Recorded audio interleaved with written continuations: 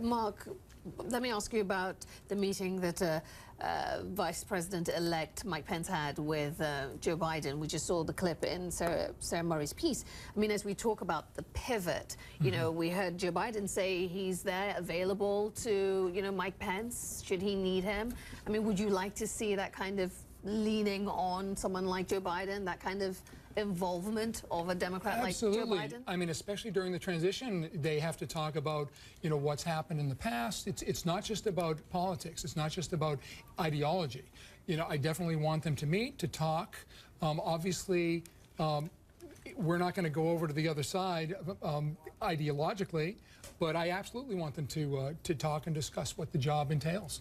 Although Pence and Biden could not be more different in many ways. But clearly this team is not prepared. I mean, when the Trump team made its first walkthrough in the West Wing, and they asked the staff, "Are you going to stay?" and they were told no. No, exactly. They were startled. Yeah. They didn't realize that. So there's a lot, because these people are not insiders. They're not experienced. They're very different. So they're going to be learning from square one. And look, the president has committed to providing for President-elect Trump the same kind of welcome that President Bush provided for him. Okay. I think that's the tradition. Way, it is typical, especially when governors become presidents, that they really don't know exactly what they're supposed to do once they get there, and they do need to be trained a little bit in the you know, the functionality of the White House and some of those kinds of things. So it's not any worse than it's been in the past. Well, okay, that's debatable, but we'll let it slide. Okay. One of the ultimate insiders now is Steve Bannon, White House strategist. A lot of controversy about his appointment. I want to play an interview that Steve Bannon did with Donald Trump when he was candidate Donald Trump. This was back in November last year. Bannon at that point was running Breitbart News, and he was hosting a call-in show. You got a lot of blowback the other day from saying, hey, you may have to go in and shut down some mosques. Were you actually saying you need a NYPD intelligence unit to get a network of informants? At a minimum. I want that at a minimum. We have to start that back up again in New York City and elsewhere. I guess what I'm saying is you're not prepared to allow an enemy within to try to tear down this country. That's right. That's not going to happen. Let me tell you something. If I'm president, it's not going to happen.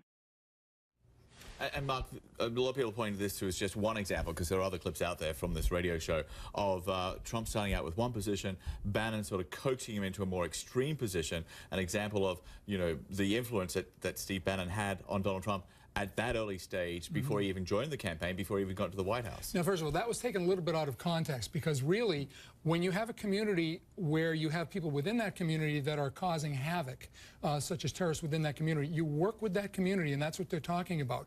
You don't go in there covertly. You actually work with the community to find people within the community that want to create that kind of chaos, and that's basically what they were talking about. I don't think that's what they were talking about. I do. I think that this is overt Islamophobia.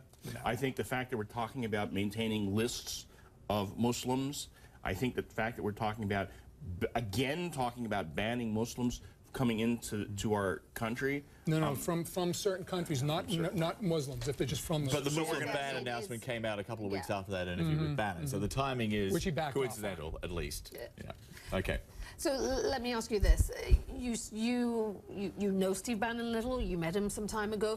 What is the message Donald Trump is sending by appointing someone like Bannon, in your view? Because obviously he knows how it's going to go across. What do you think the message is here? Steve Bannon is a strategist, and I think people are trying to characterize Bannon in a certain way, that he's divisive, that he's Islamophobia, that he's anti-Semitic, which absolutely is not true.